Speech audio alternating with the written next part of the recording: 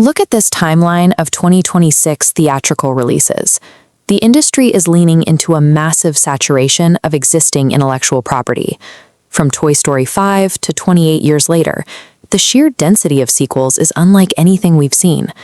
Studios are placing heavy financial bets on these specific properties, essentially relying on them to keep the lights on for the entire year. But determining which of these follow-ups will actually resonate with an audience is often treated like deciphering the Voynich Manuscript, a text famous for being entirely unreadable. Hollywood often treats a successful Part 2 as an accident, a collection of familiar faces and lucky timing that somehow work together.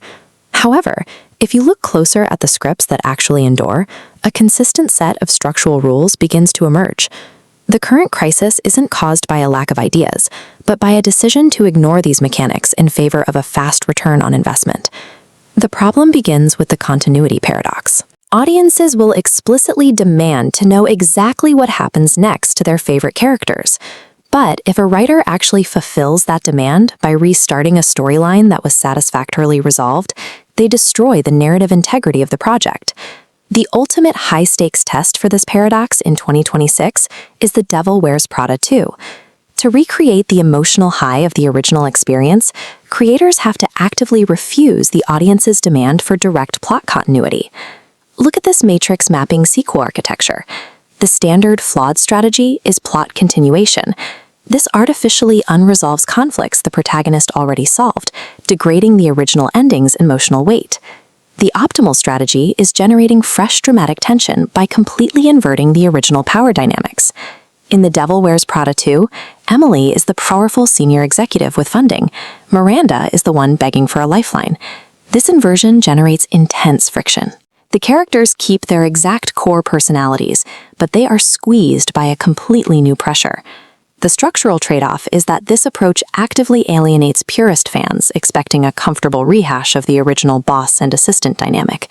Risking that alienation is a necessary cost. Without it, the story becomes a hollow, repetitive rerun.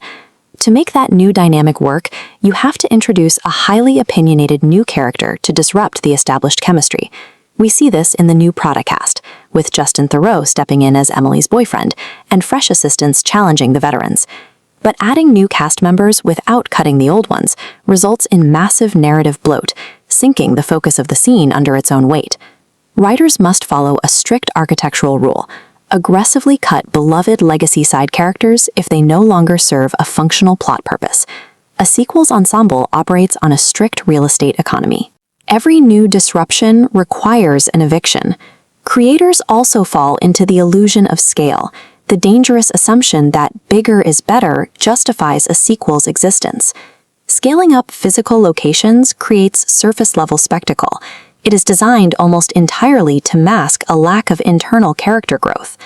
This approach requires massive budget increases, but yields sharply diminishing emotional returns from the audience. That illusion of scale also drives a visual trap: the heavy reliance on standardized, cost-efficient modern production workflows. When the trailer for The Devil Wears Prada 2 released, social media backlash immediately targeted its lighting. Viewers heavily criticized the Netflix look. This smooth, flat visual rendering sacrifices cinematic identity. It damages the prestige branding that made the original property successful. True sequel escalation requires pushing characters into increased emotional vulnerability, not bloated set pieces or homogenized digital lighting.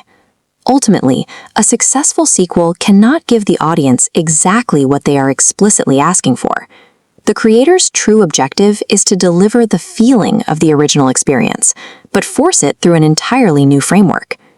If you are writing a Part 2, scale up the vulnerability. Leave the physical stakes alone.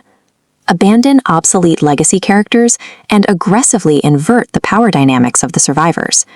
The creator's job is to protect the long-term integrity of the original IP by refusing the temptation to lazily repeat it.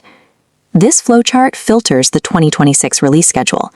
If a trailer promises the same conflicts transplanted to a new location, save your money. It's a cash grab. But if a property makes legacy heroes uncomfortable by inverting dynamics, it's worth the ticket. Audience dollars are the only metric that dictates Hollywood's future development slates. Apply this filter rigorously to your next theater visit. refuse to settle for the nostalgia trap.